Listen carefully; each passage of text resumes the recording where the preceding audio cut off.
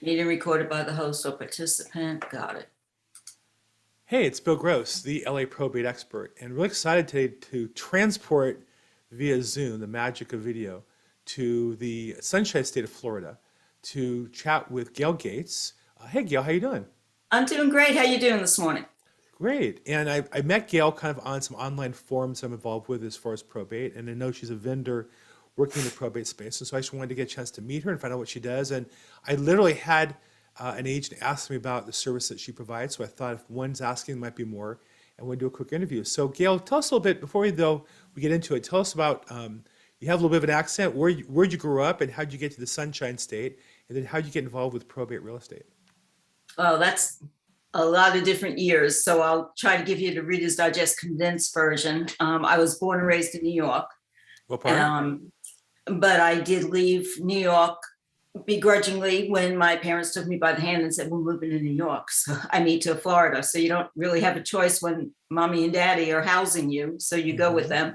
Hmm. So we moved down to the Fort Lauderdale area. And I stayed there for many, many years until a couple of years after I got married. My daughter was 1, and we moved out of the South Florida area up to Orlando. And my husband was in television, and he was traveling quite a bit. He was a cameraman for the networks.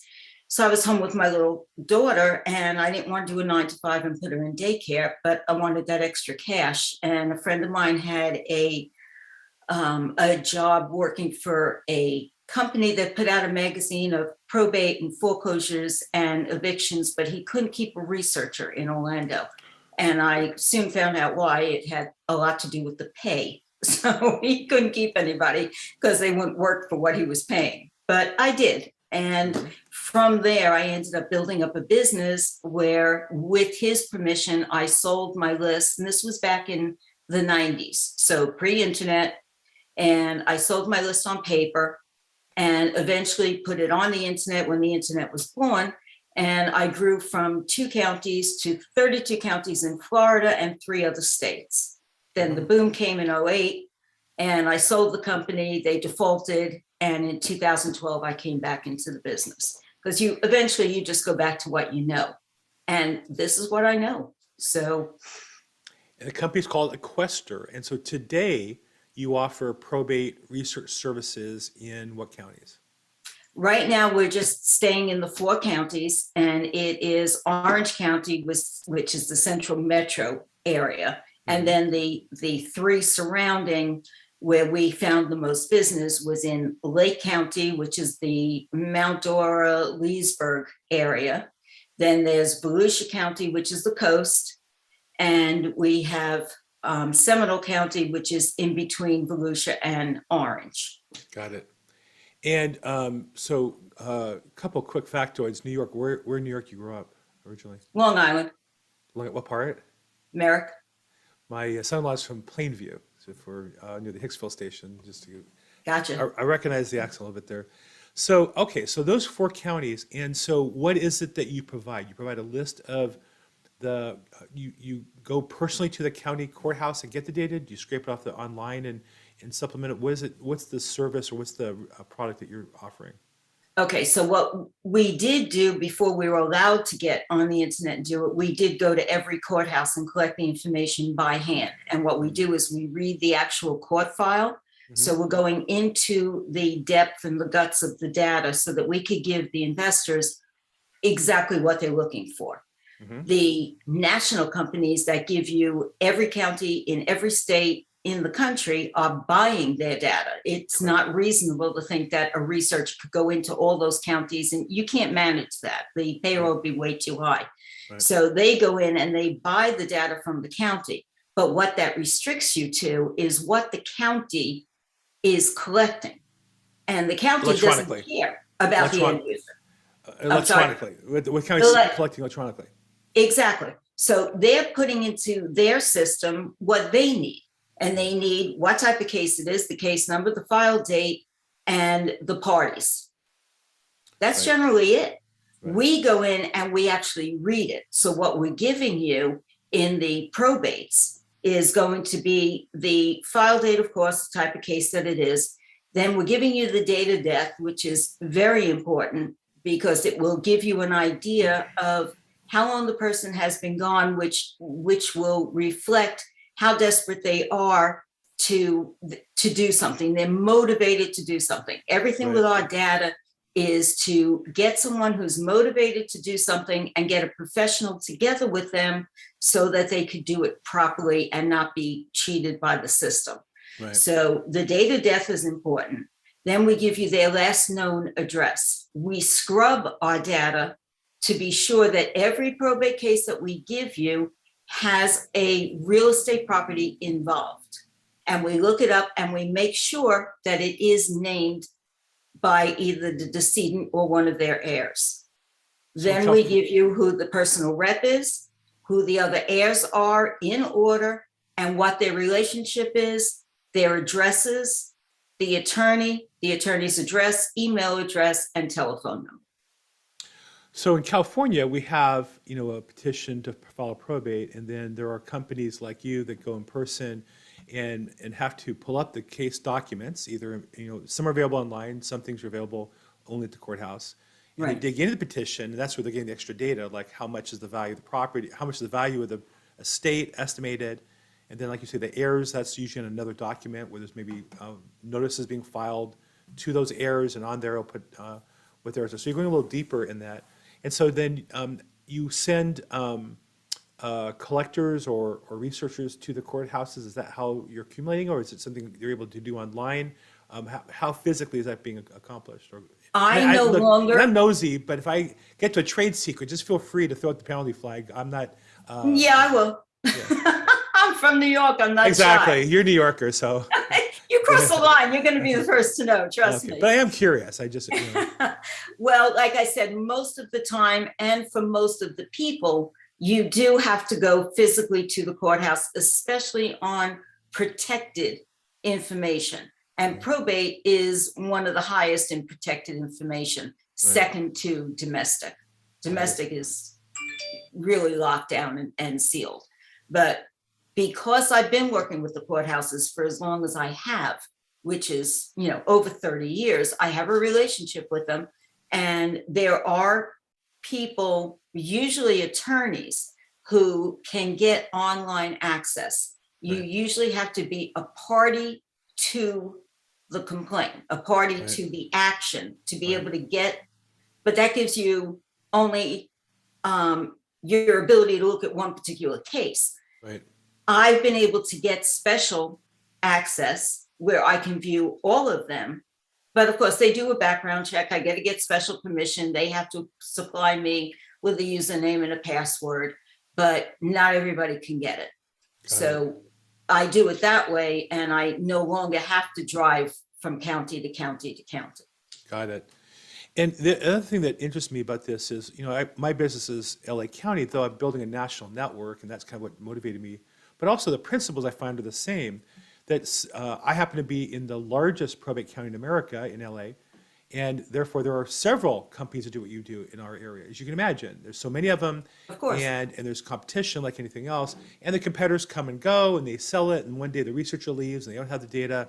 Right. So, but there's competition, and so in some counties, we get very rich data sets. In other counties, a lot less is available, and it varies by county. And so I have a list of the vendors that I'm familiar with on my website, but I also tell people, check your particular county. There's multiple opportunities. Don't just take the national company, because if you can find one like you that gives better data, that becomes a strategic advantage.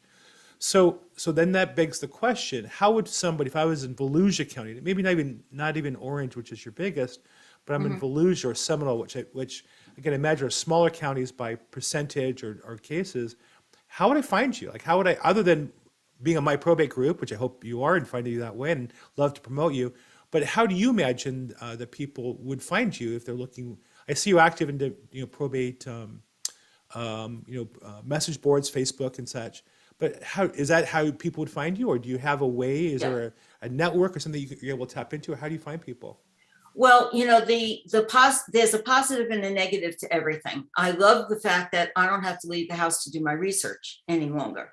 I hate the fact that I'm not in the courthouse where I'm one-on-one. I know that I will meet people who want the data because they're coming in to get the data. Right. So that's how I built my business from the beginning. Right. But I can't do that anymore. So you have to go with the times, which I can't say I'm thrilled to death about, but you do what you got to do. So I make a presence on social media. I have been known in the area for a very long time. So, and, you know, I'll have to throw the question right back to you. How did you find me? You're in California. Oh, yeah. Facebook poster too. I remember seeing you answering a question, and I'm always looking for people who seem to know something. A lot of people who'll talk who don't know what they're talking about, but I can't remember what it was specifically, but you obviously knew something about probate, and I thought, oh, that looks interesting, and I researched you a little bit, and then I saw, and then, like I said, literally, I get asked about data, you know, almost every day, and I got asked specifically about data in Orange County, and then I circled back and sent him your information. It was a coincidence. But, you know, I believe in coincidences, but I also thought it was an opportunity to learn a little bit more about what you do and how you do it. In LA County, there's also a guy who, so then there's the kind of the basic data, and then like in LA, there's maybe even more advanced niche of data, which is because we're so large, we have about 500 cases a month by comparison. Of those, maybe that's a lot. Of those, only 10% need core confirmation, which is a higher percentage because LA County is poor. Surprised to hear that, but I think one of the poorest countries in America by percentage. And probate skews poor, and core confirmation skews poor probate. But when you have so many, all of a sudden you have a certain number that becomes enough to become a market. So we have a guy who actually gets those core confirmation data and researches just those and sells that for a higher price. Is there similarly more of advanced or deeper, and you don't have to go into it if it's something secret, so somebody contact you, but is there maybe premium data more than just the case data that you come across that is of value to investors or real estate agents that they should ask you about? Well, ask me. That's the bottom line. I will do, you know, case by case or person by person requests if it's within reason. If it's something that I can handle, I will do it for them exclusively if that's what they want. And I will give them the offer. Do you want me to do this? And is it okay with you? Of course, it's going to be price according.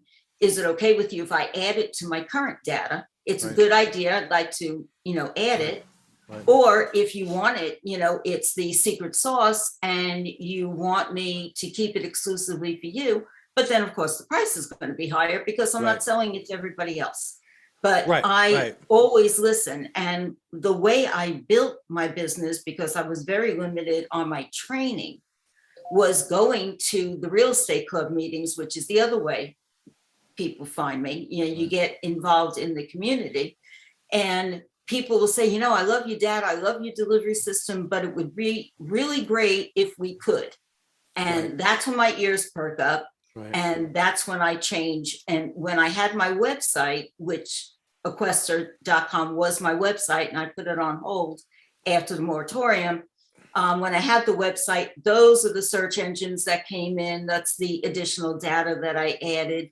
And now we do it on an Excel spreadsheet, working with a company that he's worked for me, I've worked for him. We've gone back and forth. We're like brother and sister for over 30 years. The name of the company is Easy Probate Information Service. So it's easy, I don't love it, but PIS.com. So we do it under that company. People sign up. I send out an email with an Excel spreadsheet every Thursday night or Friday morning, and everybody has what they want. Anything in addition, people know that I'm very approachable. So I get phone calls, I do mentoring, I coach, I help people if they don't know, that's it. If they don't know how to work the data, if they don't know, you know, how they can make money with it, or if they have one idea, they want to know if there are others, that's what you come to me for, because I can help. Although I don't kiss and tell. If somebody tells me what their secret sauce is that they're making money with, I keep that exclusive to them. And I never give out somebody else's secret. And so it looks like one county Lake Orange, Seminole, or Volusia is $100, and then all counties combined you sell for looks like 130 on the website at That's Easy right. PS. It's Okay, deeply discounted if you buy in quantity. That's how sure. Sam's and BJ's gets their business, Well, yeah, quantity. it makes sense. They're already a customer, so to tack on extra data becomes expensive. You already have that. Maybe just share, if you can share a little bit of your insight in from the coaching or consulting side of it a little bit. I'm sure you get people who call time, they're excited. Gee, and I get this all the time. I'm not a I'm sure. coach. I actually am a coach starting today.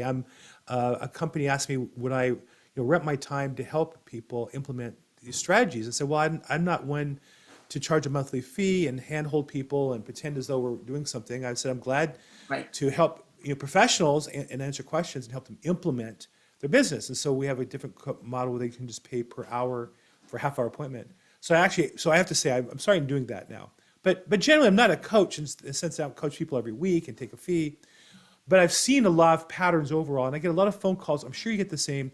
Hey, I want to get started. I'm going to buy this. I'm going to set the world on fire. They buy your data and they mail out postcards and they call you back 2 weeks later. Gee, nothing. And I go, well, yeah, it's a 6-month program. You mail out, a postcard and say a month every 6 months. You got to call them all. You knock out the ones that are no good. You recall them a second time, a third time. You have to have a system to it. And they look at me and go, well, that's a lot of work. And I say, well, yeah. Oh, gee, really? Not really. It's not really a lot of work. I mean, it's not like I'm going into a coal mine every day. I have to be honest. I'm sitting in my air-conditioned office making phone calls. And so it's not that hard.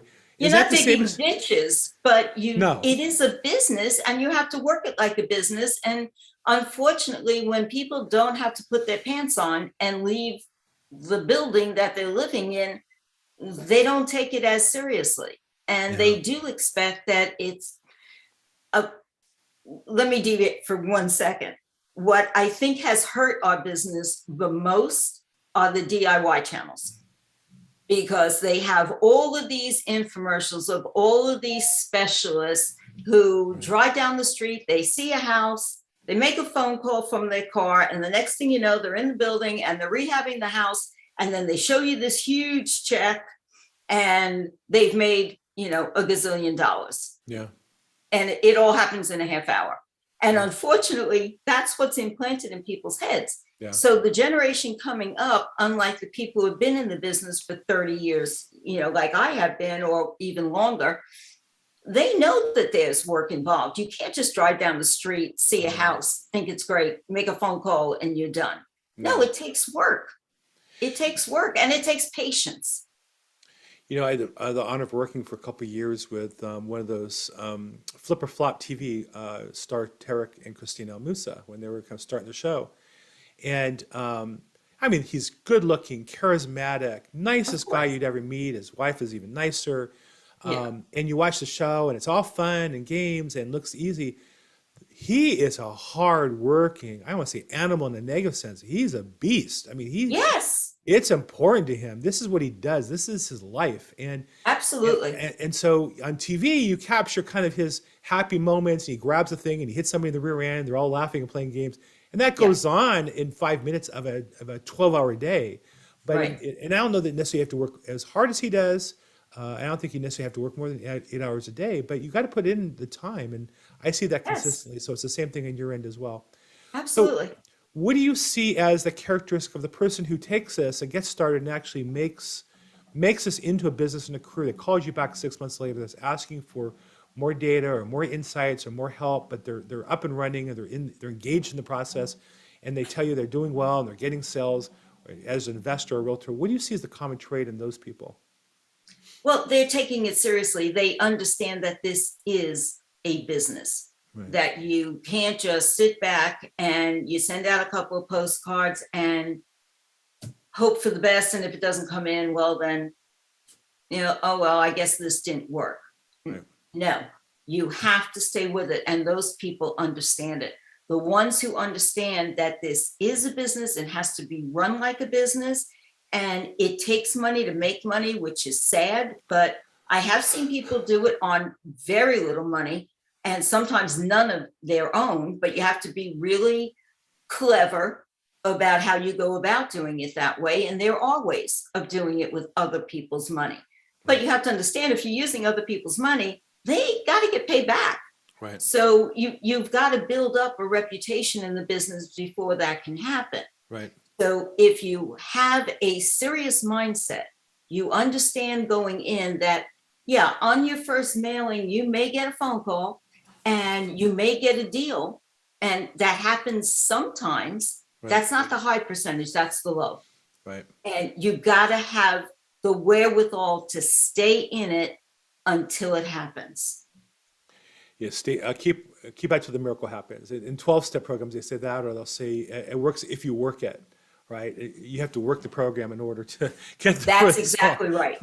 And working it does not mean sitting on a set of postcards. It means, step 1 might be a set of postcards, and then step 2 might be phone calls, and step 3, and then 4 and 5, but you have to keep working at it. So And you have to actually answer your phone. I hear from a lot of people that they got a deal because they got postcards from 20 people and you're the only one who called me back. Yeah, well, if people call you and you want the deal, right. you can't just be laying at the beach and hoping for the best. You got to call them back and you got to work it. You got to make an appointment and you got to get out there. Well, you can lay at the beach if somebody's answering the phone, or you have a system in place for the phone to be answered by somebody to move things forward. Right, You but you have got to to right. return those calls. You got to return the call. You got to take the calls. You got to return the calls. I get that a lot as a listing agent.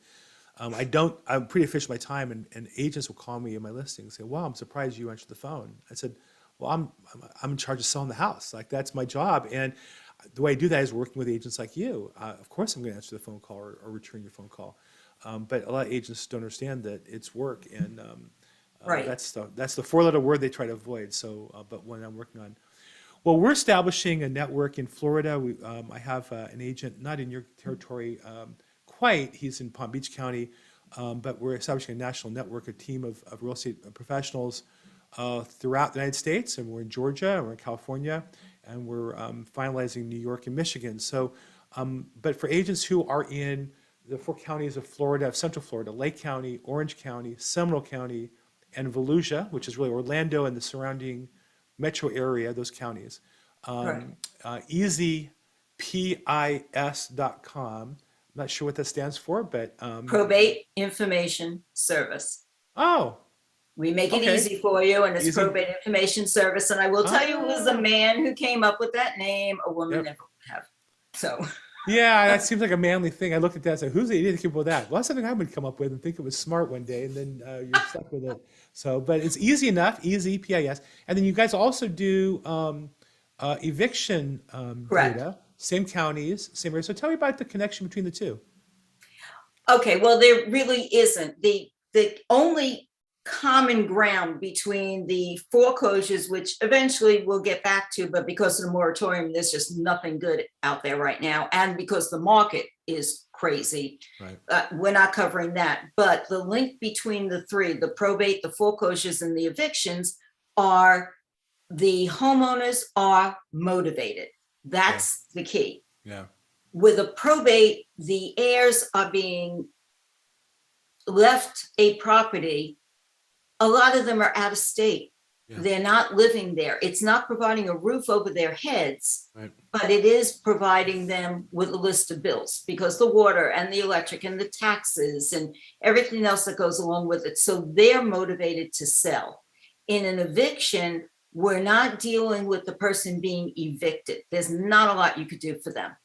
You're dealing with the homeowner, who is the landlord. And if they thought this was going to be an easy passive income, which if you're lucky and you get a good tenant, that's exactly what it is. But when it goes south and they've had to go as far as filing an eviction, either for noise or parties or destruction of property, or because of lack of paying rent, they're going to want to get out of that property. It no longer is giving them passive income. And especially in this market where it's probably worth a lot more right now than it was when they bought it, they're very motivated to sell one of the two, either the one they're living in or the one that they're renting. But they want to get out because it's not providing them the income that they wanted. So Again, it's motivation. All of it is motivation. it's a business you got to work around real estate. I think that's one of the things people are surprised to find that, yeah, it sounds great to have 50 houses and collect rent checks, but for the most part, it's a business. You either are handling the tenants or you're handling the person that handles the tenants, but there's a business involved there that takes some effort and energy and knowledge and experience. So, well, Absolutely. look, And you're getting the calls in the middle of the night to unplug, unclog toilets and the water heater went. right, And, so like anything else, there's no real easy way to make a living. If I knew what it was, we wouldn't be talking right now. I would have done it I know. and I'd be sitting on the beach enjoying it. But there are ways that you have to enjoy what you're doing. And that's really the key to anything that you're doing. And Right. you know the saying, if you enjoy what you're doing, then you never work a day in your life. And it's true. And for me, I had the passion and knew that the people that were in trouble were getting the help and the advice that they needed, and they weren't being cheated by a system where the people were telling them you have to give up your equity or the equity isn't Yeah. yours. And there's scammers in every business. Yeah. And I tried to make sure that the people I was doing business with were legit. And there were people I turned down and said, no, I'm not selling you my list. I'm not going to make it easy for you to cheat people. Right. And Right. I wouldn't do it. But the data still, it's out there, and if you want to work and go get it yourself, you can. It's not going to be easy. It's tedious. What we do is boring. It's tedious. It's time consuming. But, there's a downside to every business, but you have to love what you're doing and love what the results are going to be. Well, Gail, I certainly loved talking with you today. It was a lot of fun. I enjoyed And it. like I said, I saw right away that you were smarter than the average bear and knowledgeable in this business. And chatting with you is only confirmed that. So I would strongly recommend that if you're looking for probate data in the greater Orlando area, check out easypas.com as a service. It seems very competitively priced with the most competitive, pricing in the country, and you're getting a quality data set that's more than just the minimal you might get in other national brands of data. So thank you so much, Gail. It's been a pleasure meeting you today. And You as well. Thank you for having the time for me. I'm actually in Orlando. I'm with EXP Realty, and we have our national convention in June in Orlando. So maybe we'll get a chance. I'll give you a phone call and see if we can meet for a cup of Oh, coffee. absolutely. I'm going to have a probate group meeting there that I'm going to sponsor. We have 1,100 people in our national probate group within EXP, so maybe I can have you come as a VIP or something, or some of the eye candy for the convention or something. We'll see. Oh, well, that's very sweet. But thank you. Definitely give me a call. If nothing else, I could recommend good restaurants. Fantastic. Well, there's a lot in Orlando. But thank you so much, Yeah. Gail, for your time today. And again, it's easypas.com if you have questions on her service, or reach out to me. I'm Bill Gross, the probate expert, and I'm Bill Gross EXP at Bill Gross EXP on all my social media. Thanks so much.